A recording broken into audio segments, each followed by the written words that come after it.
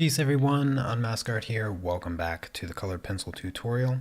Hope everyone is having as fantastic a day as I am. We are continuing on our portrait project here, and I have one more additional color. Yesterday I talked about how the skin is missing the red, so I grabbed this pink color. This is 929, so I'll be using this color in the skin a little bit today. And also, one of the colors that I added yesterday was the gray 1093. We're also going to be using this starting off.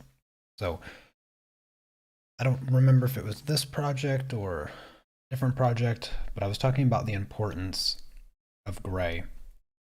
And one of the colors that is probably most overlooked in the skin is gray.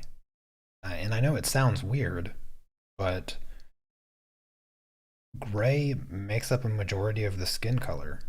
And the yellows, reds, and all the other various colors that you associate with skin is more or less kind of a tint of a color as opposed to being a solid color.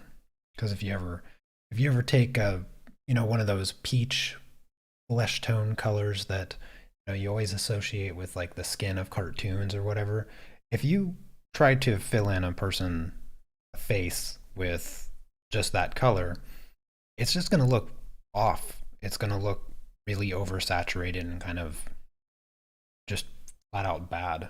Really, no other way of putting it. And that's because those colors that you always associate with skin color is really just on top of a foundation of gray. And so that's why I am going to be using this color quite a bit today. Start off in the skin. And after I do that, I will start bringing in some of the reds into the skin. Ideally, I'd like to be finished with the face today. That's my goal. So no matter where I get, I think I will call the face done after today. That way, next week we can get started on, I think, the hat. I think I'm going to do the hat first, and then the mustache.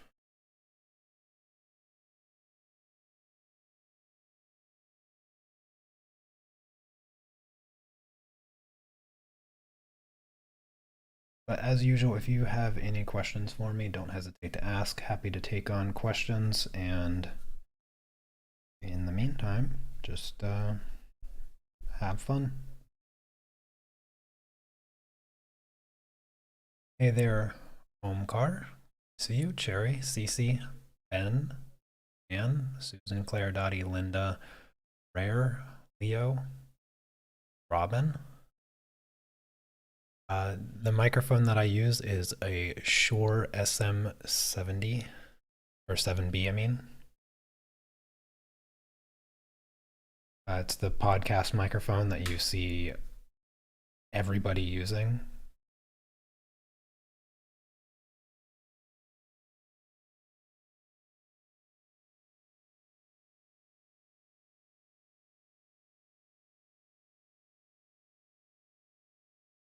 Yes, I am using Prismacolors for 99% of my projects. I use Prismacolors. I was going to say all of them, but I have a couple projects where I did limited color palette using the 12 pack of Polychromos, so I can't say that all of the projects are Prismacolor, but almost all of them are. The next project will be the Polychromos again. Do another limited palette project.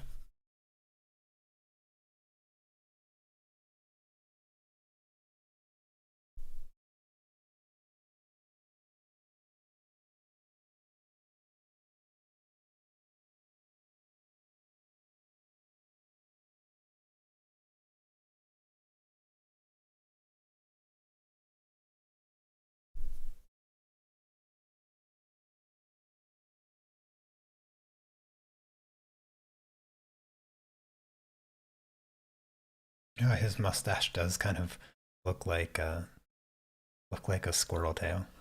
Sound quality is immaculate. Strange adjective to use for that, but yeah, I'm glad to hear that. Hear that.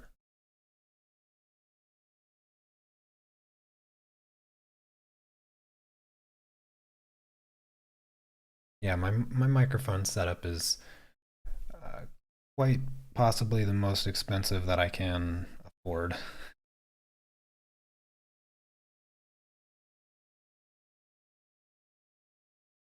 I've went through a number of different microphones over the years, and finally just finally got to the point where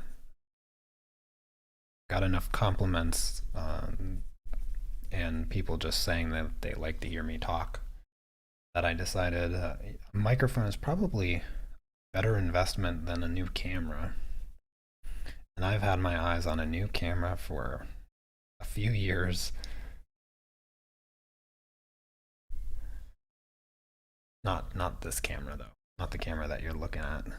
Different different camera.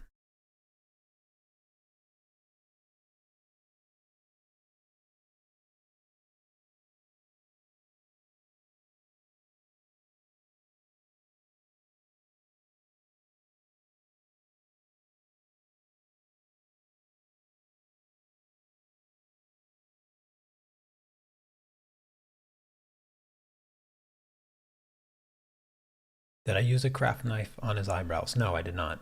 I haven't done any of that yet. But I'll probably be doing it today as I want to finish the face. So right now his eyebrows are just the pencil.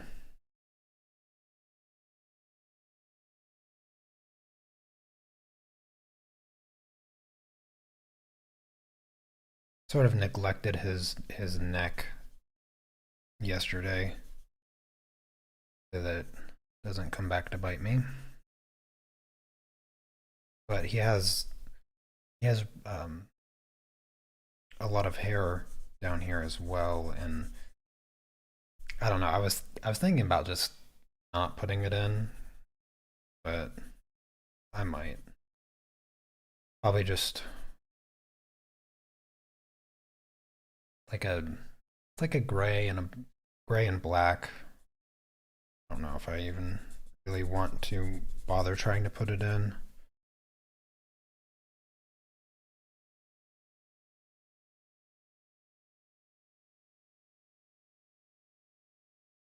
If I do, I don't think it will be today. I'll probably end up using the craft knife to put in those hairs down there as well, and then coming over top of it with like a black pencil or a dark gray pencil or something.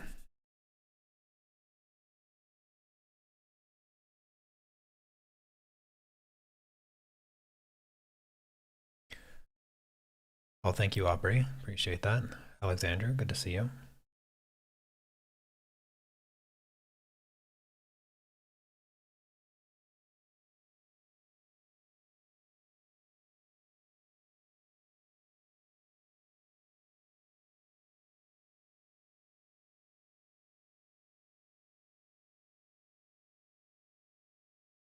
All right, I think that's good for the gray. Actually, maybe I can put in the hair that's here, like a gray spot, slightly gray spot. And now it's time to add in the red into his skin, and I think this is going to make a huge difference. So let's get to it. Just kind of start at the top, work my way down. Again, this is the 929.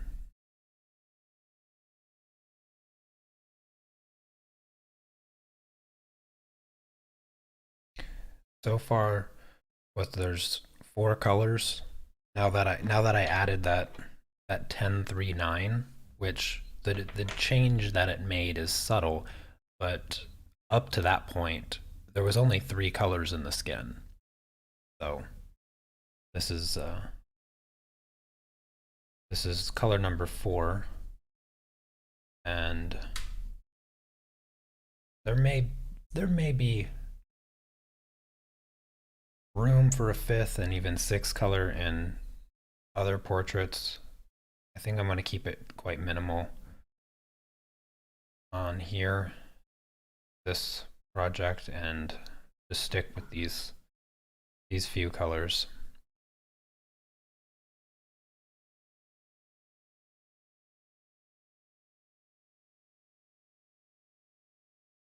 After I get the pink down on the skin, I'll probably start just working on finalizing the textures in his skin. The large areas are kind of done, so yeah, Ninja Purple not making much of an appearance today, but you could kind of argue that the red from this color here, more like a ninja pink for this portrait. I did consider purple. What I was going to do is I was going to grab purple and use it in the shadows, but I decided not to. Instead, got this pink. It will make his skin really come to life.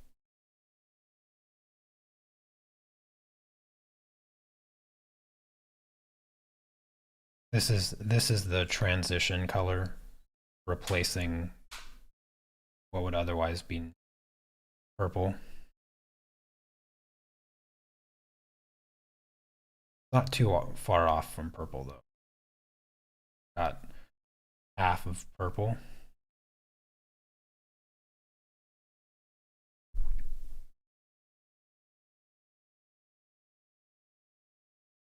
Oh, good morning, Ozzy. Good to see you.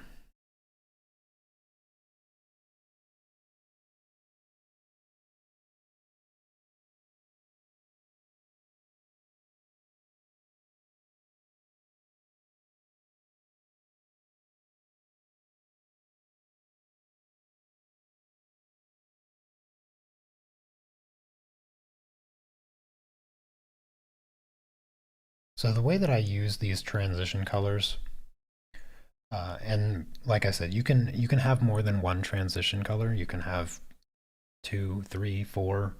Probably four might be a little unnecessary, but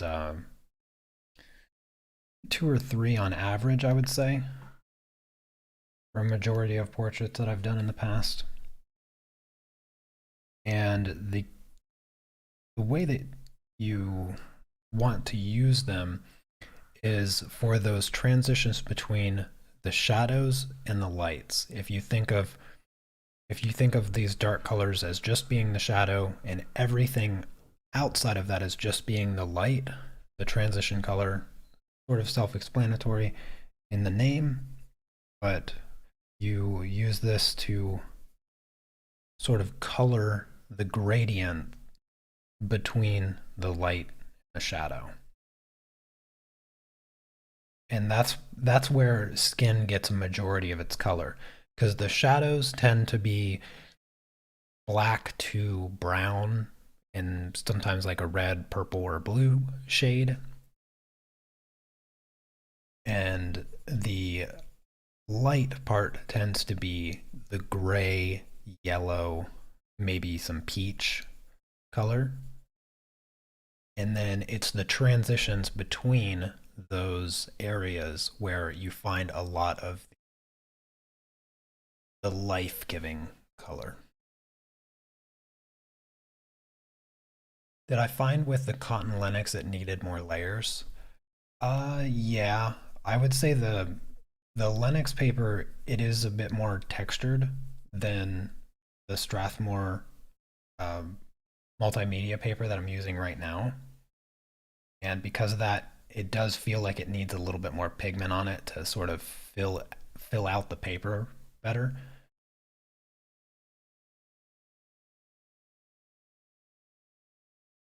But I like this paper a lot here too. This is a good paper.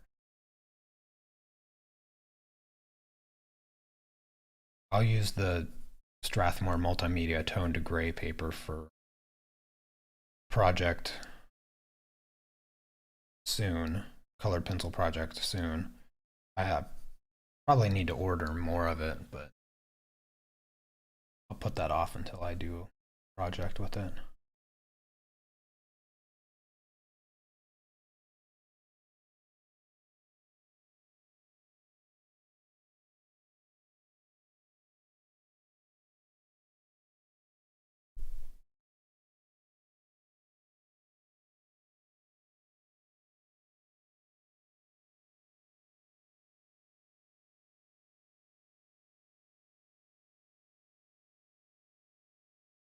You can see how much more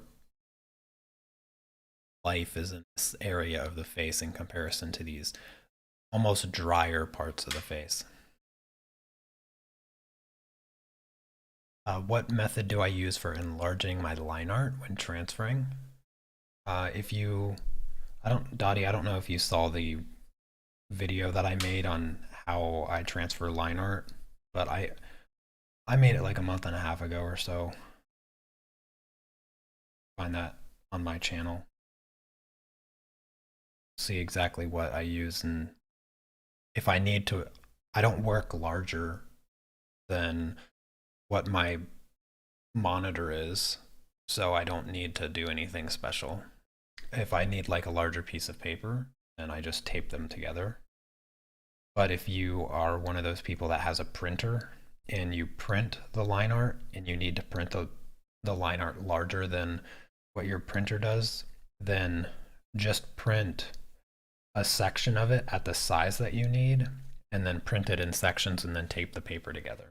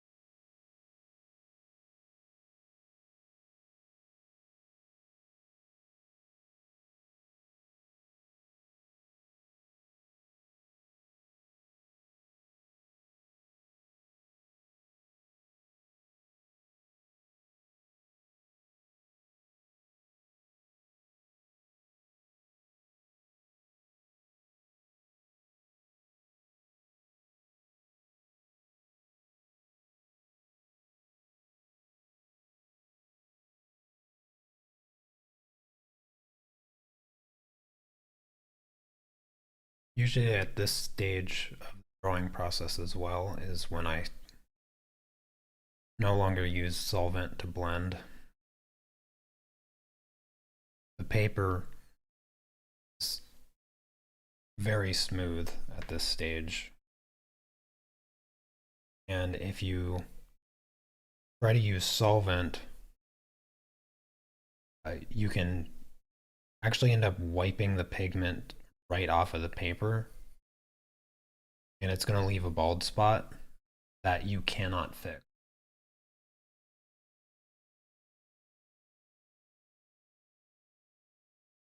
So when you get really, really smooth with your layers, you got to be careful if you do decide to try to use any more solvent at this point. Just keep that in mind.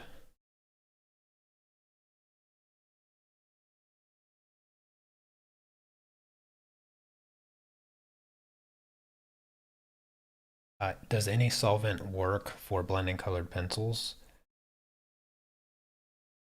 Yes, the solvent, like the solvent brand or even the type that you get, is not really that important. You know, I commonly get asked like what solvent I'm using specifically, and I always try to mention that the solvent that you do use, it's not really that important as long as it's not baby oil. Just don't do that. But the solvent that I started using when I very first started colored pencil was Gamsol.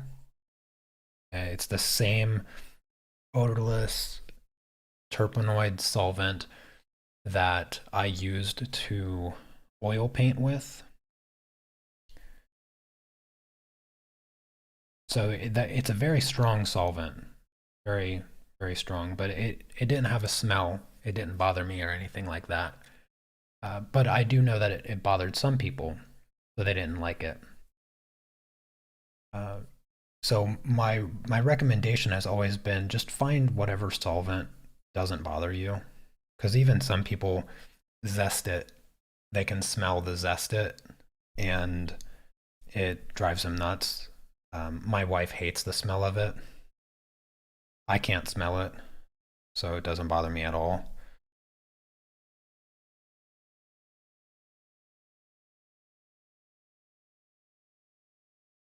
So my advice is don't put too much thought into which solvent you use. Just whichever one doesn't bother you to work with.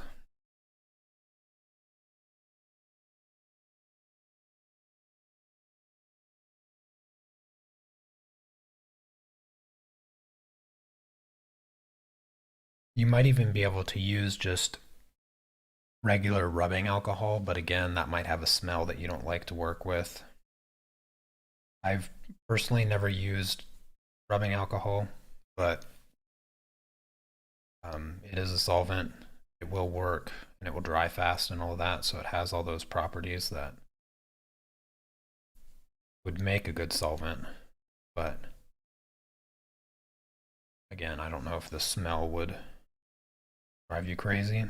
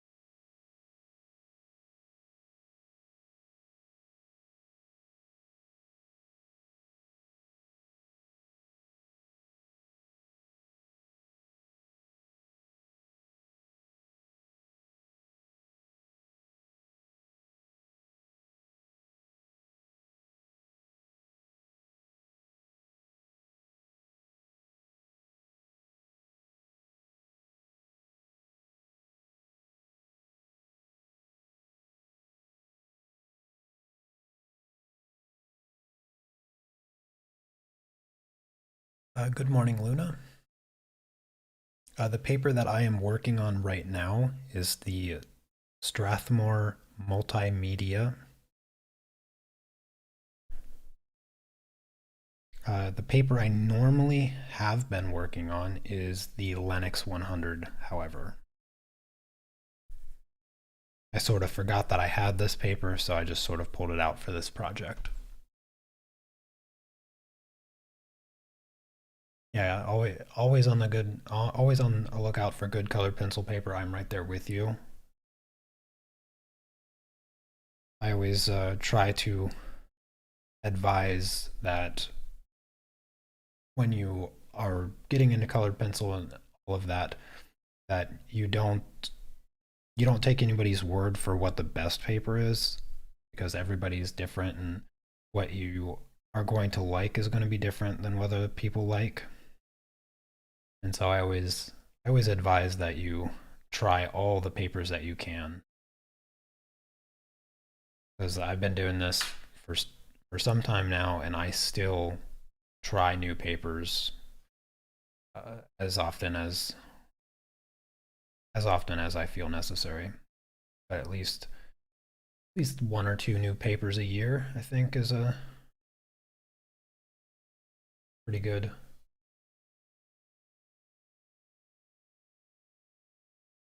regularity. Oh, sorry, I'm using the 1082. Forgot to mention that.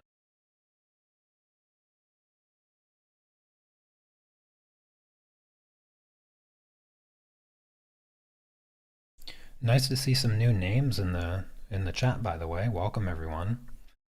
If this is the first time you're catching one of my live streams, uh, then let me just quickly mention that this project here is an art club project. The art club is my online website where I do tutorials, and the library of tutorials is over on my website. You'll find a link for that in the description. You can sign up to go back through the catalog and all of that. All of these tutorials that I live stream here, they are only live and only public during the actual live stream, and then after I finish the live stream, they go private, and then the only way to access them is through the art club.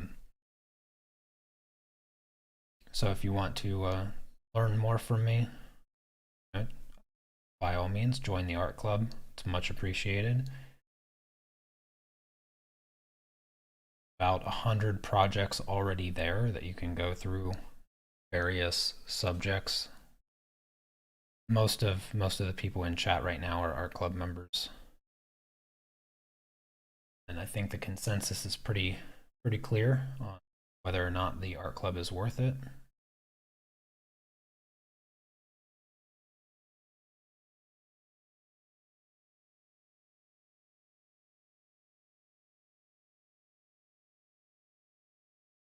But at the same time, like I said, if you just want to support my channel, you can sign up, and that's a good way to support me, support my work. It is much appreciated. And of course, if you have any questions for me, you can ask all the questions you want.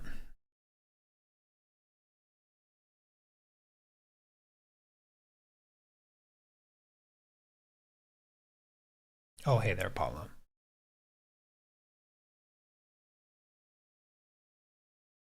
Oh, you haven't heard of the Linux? Yeah, definitely look into it. Highly recommended. It's a bit more of a textured paper, but it smooths out really nicely with colored pencils. Colored pencils go on it very nicely.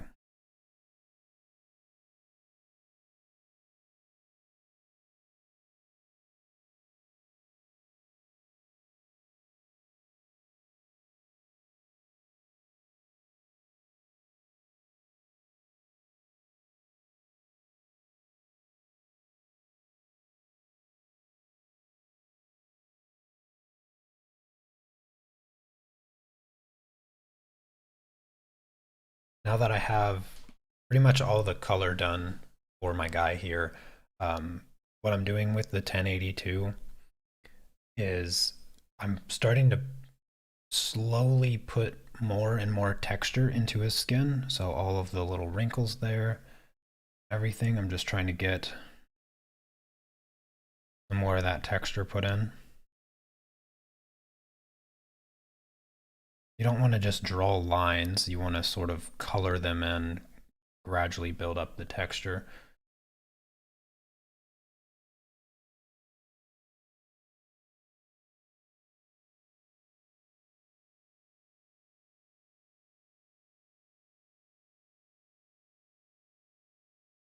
But then again, I don't want to spend too much time doing this on this one little part of his face. Might just I am happy with it, the way that it is. On.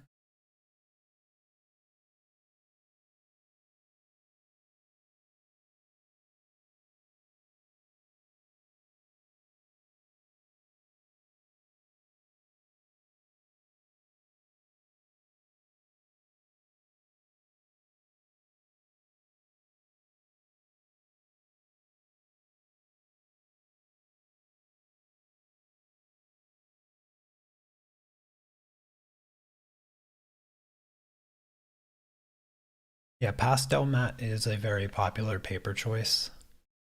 Um, Pastel matte would totally be suitable for this project. The thing with using colored pencils on pastel matte is the process is different than regular paper. Um, yeah, you mentioned that it eats your pencils, but actually to cover pastel matte with colored pencils, it's easier than regular paper, and it actually uses less pencil because you spread the pigment out using solvent, and it spreads over pastel matte a lot easier because the texture sort of pulverizes uh, the pencil core into almost like a powder, and it turns it into almost paint once you add solvent to it. You have difficulties picking the right colors for your artwork. Yeah, I just about everyone has that problem. I don't know. I probably should make a new tutorial on that, but the method that I recommend is to use a color picker in some kind of app or program. I personally use Photoshop, but you can use the browser-based software called Pixlr and use that to color pick. I have an old tutorial. It's a few years old at this point, but it's still totally relevant. I'm trying to remember the exact name. I think it's how to make an effective color palette. Or no, I think it's how to color everything, a guide to an effective color palette. That's what it is. If you check out that tutorial, I'll show you.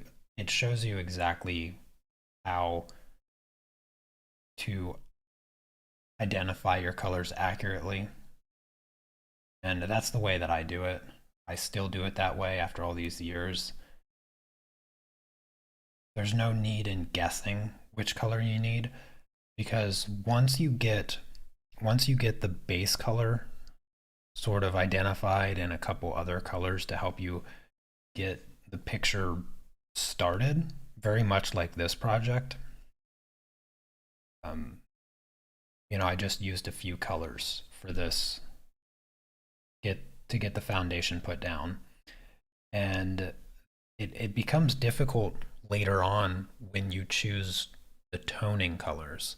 Um, that's where I think there's no amount of color picking using an app or whatnot that will help you. The toning color is something totally different that you have to be able to recognize by having at least a mild understanding of color. You don't need to have a whole bunch or some super deep understanding of color, but it's important to know the basics of color. One being how primary colors mix to make secondary colors, and what colors mix to make brown, and color balance as far as understanding that in the case of like human portraits, it's a balance between blues, yellows, reds, and just sort of a variation of those three colors. And at any given point, you are pushing and pulling the balance between those colors.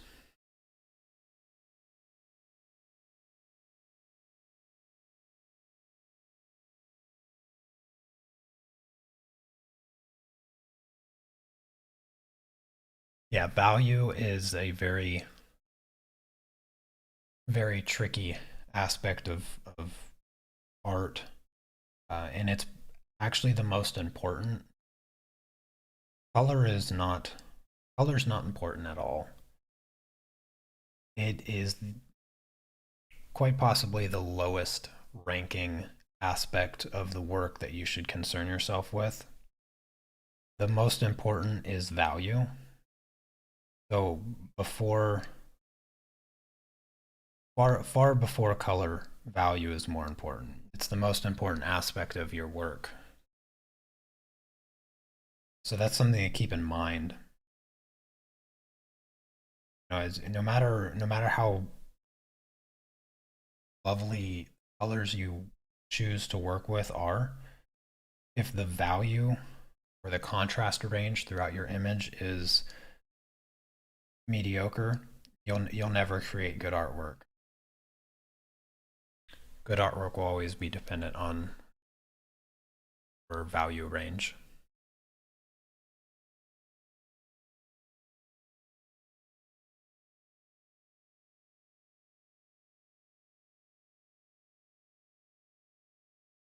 Oh, thank you, Shauna. I'm glad you're enjoying this project. Yeah, it's a lot of fun. I've had a number of requests to draw a more aged person because a lot of people don't know how to work with texture and skin.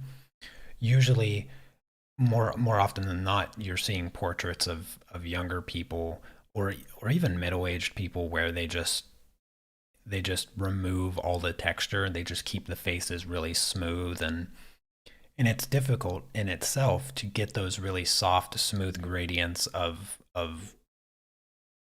younger faces. Um, and when you know how to break down the base layer and the texture layer, which I often refer to as frequency separation, uh, older skin is actually far simpler because you don't have those large, smooth areas. You don't have to really get anything smooth because you can just, um, it's just going to be covered by texture and it will all be hidden. The imperfections of the smooth areas of the face will just be hidden.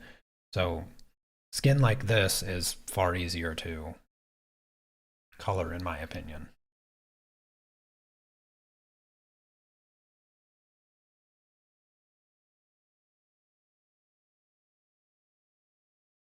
And I'm really just using this 1082 color to start adding in all the texture.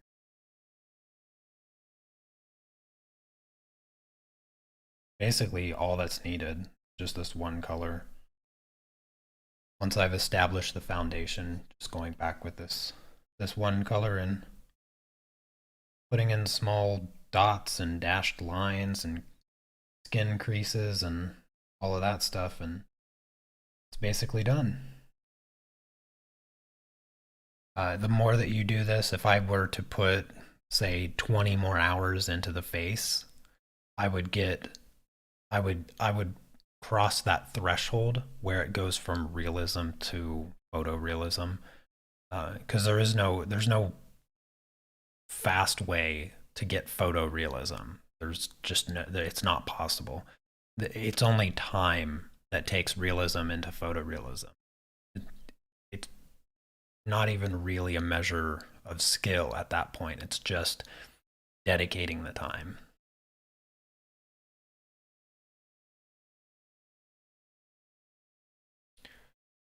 Uh, no way to get pastel matte in your country. Anything that comes close. I would say maybe like an 800 grit sandpaper or maybe 1,000 grit sandpaper. I don't know if I've seen 1,000 grit sandpaper though. And I'm not referring to like the actual sandpaper that you'd buy at the hardware store to sand stuff. I'm talking about sand paper that you draw on. Art sandpaper, like UArt or Fisher. I think I've seen six. I think I've seen 4, 6, and 800, but I don't know about 1,000. If you can find 1,000 or 1,200 or 1,100 grit sandpaper, you're probably gonna get pretty close to pastel matte at that point.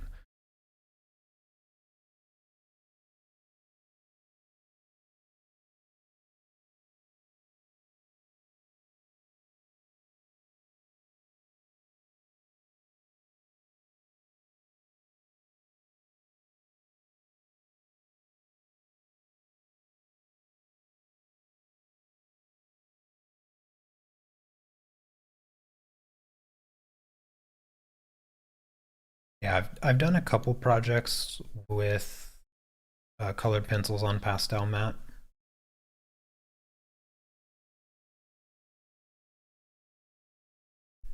but I still lean towards the smoother papers like this. I use pastel matte for all of my pastel projects.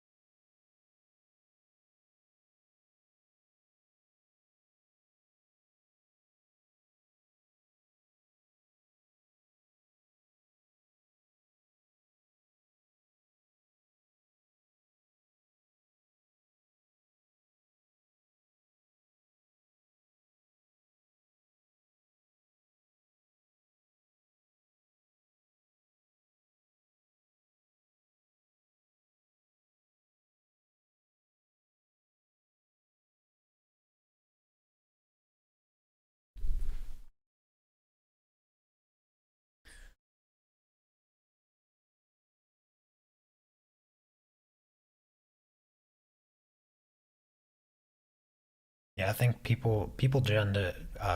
people generally are just heavy-handed sneaks. I think it's uh it's a struggle. And if you think I'm light-handed with my right hand, I'm like half as light with my left hand. Like it if my right hand is a feather, then my left hand is just one single strand from the feather. It's significantly lighter with my left hand.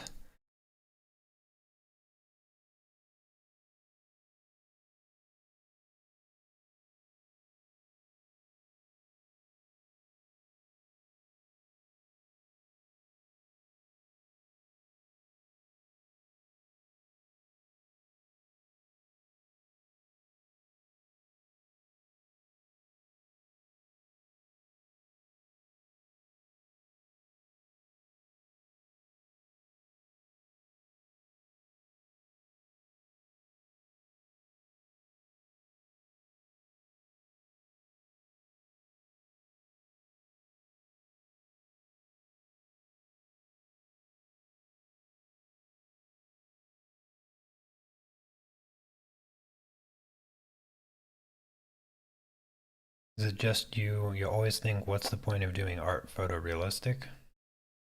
Um yeah, there's some people that feel that way. I don't feel that way. I find photorealism to be uh, quite elegant. Um one of my favorite one of my favorite painters does photorealism because if you're gonna paint the photo, like the background, person, everything about it, it's photorealistic, then I'd say that's a little uninspired. Um, if you're not adding anything to it, but if only certain aspects of your artwork are photorealistic, then in that case, I'd say it's better than just drawing the photo, coloring the photo, painting the photo, in my opinion.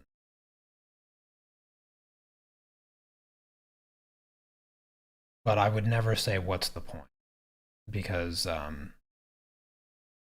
photorealism, like I said, it once you start bridging the gap between just regular realism and photorealism, the difference is time, not so much technique or skill. If you're skillful enough to get a photo of a drawing that looks like this, then you're already skillful enough to do photorealism. You simply have to just add more time to your work. And there's appreciation in that because it requires a level of patience beyond just getting a picture that looks like what I'm doing right now. And developing your patience in your artwork is also a very important skill to develop. So um, don't discount photorealism too harshly because there are aspects of it that will benefit you. And I've only done 1.5 projects of photorealism.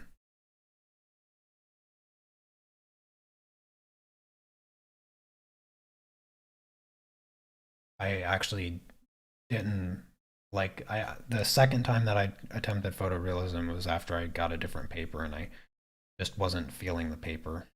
Didn't like the way that it was working. So I almost stopped. In fact, I'll show it to you really quick.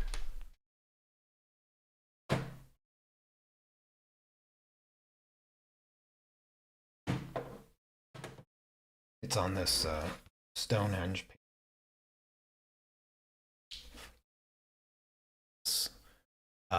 You can see that no matter how much I colored, the paper wouldn't take the paper doesn't take any more pencil, but you can see that the color's not solid. Even though I layered really heavily there, you can still see the fibers of the paper. And there's probably about 40 hours into this drawing here. The other thing was that the hair, no matter how much I layered, I just couldn't get it to cover the paper. So this was second attempt. This is on this Stonehenge Legion paper, which is it's okay paper, but I don't like it. Okay.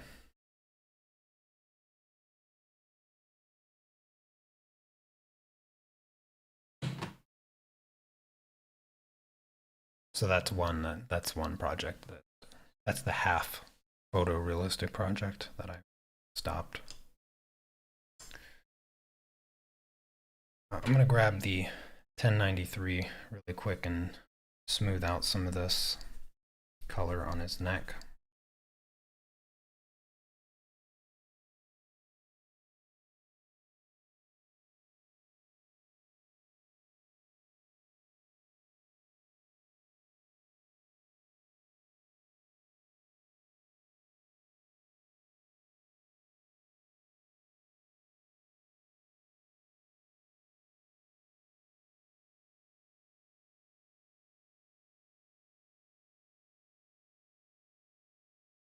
Yeah, I know what you mean.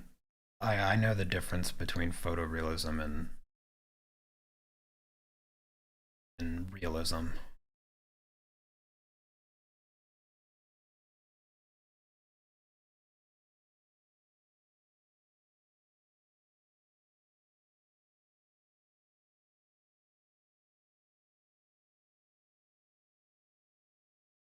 If you go to my Instagram, you can see the picture that I did that was photorealistic.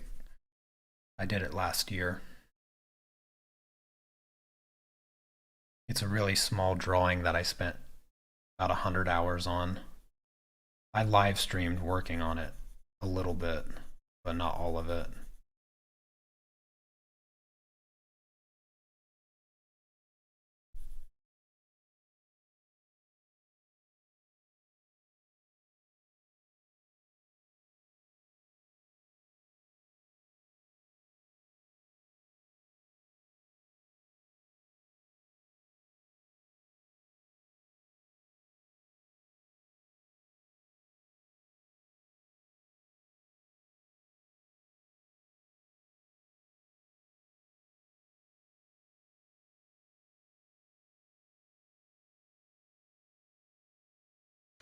Okie dokie. I think it is time to grab my craft knife.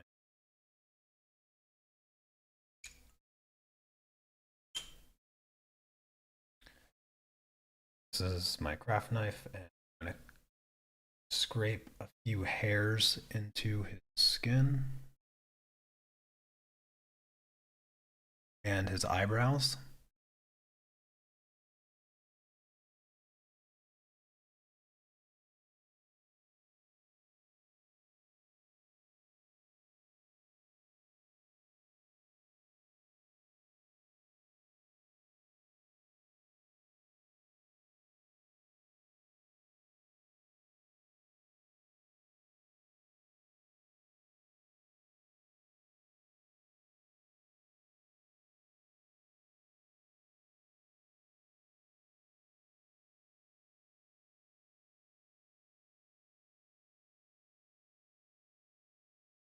I wanted to ask about the house moving castle piece. What did I do to make the character feel animated while the rest looks more like realism? No, that's a good question. So, what I did, the whole project is pastels with a tiny bit of ink, and I used the ink to outline the characters, and then I just filled them in with pastel. If you want to watch me do it in real time, join the art club. That project is that, I live streamed that whole project, and you can see exactly how I did it.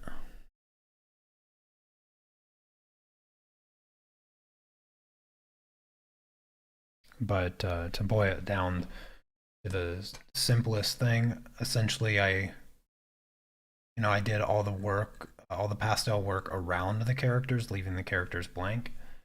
And then afterwards, um, I just did the outlines with an ink pen. The characters, all the black lines, it's just a inked outline, and then used the pastel pencils to fill in the colors very carefully. The thing is, when you're working on pastel mat and you apply ink to the pastel mat, pastels don't like to stick to it. Now you will cover the ink with enough layers of pastel, but not so much.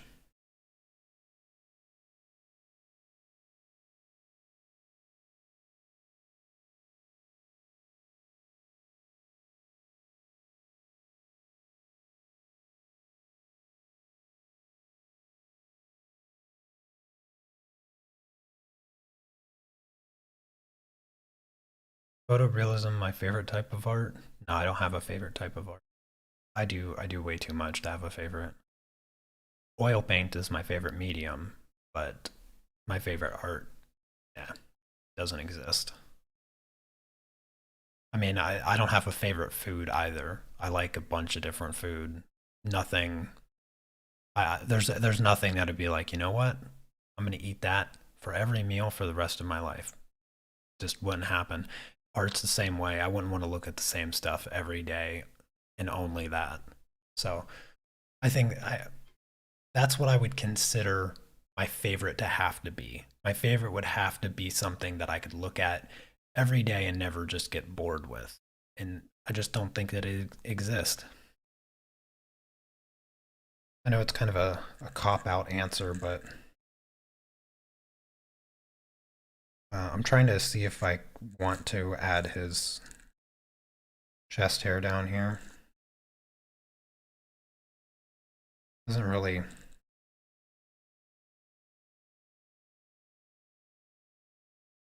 I don't think I'm going to. I think I'll do that. You can't really even see the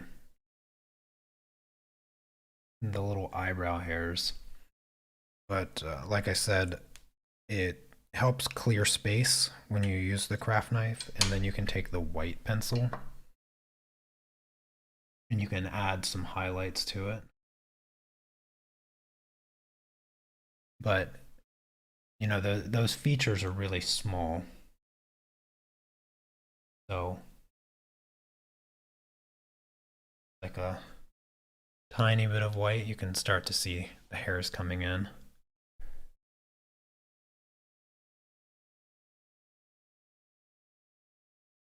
Just a little bit.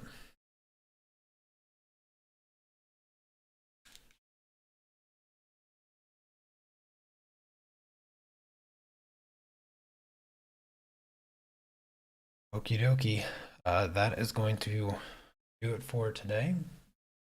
So here's the face. Like, just to give you context of size, it's smaller than my hand. It about the same size, but a bit smaller than my hand. So the details of the hairs are. Here's my pinky.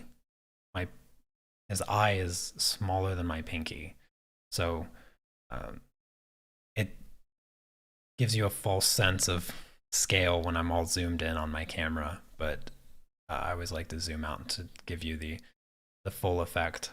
I'm quite pleased with the way that his skin came out.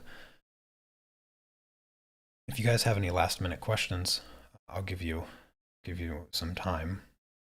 We'll pick back up on this project next Wednesday, and like I said, I'm gonna do the hat, and the process for that will be relatively simple. It's basically black and blue, with a little bit of probably the orange brown that we used in the skin, and I'm just gonna focus on like cutting out the shadows and lights, and then adding the texture of the hat on top of those base layers. Um, and then after the hat, we'll do the mustache, and then finish off the project with his shirt and stuff. But anyways, that will do it for today. So I hope you guys have been enjoying this project. Thank you so much for coming by and hanging. Really appreciate it. And I'll see you all on Monday for the pastel project. Have a fantastic rest of your week and weekend. Take care. Peace.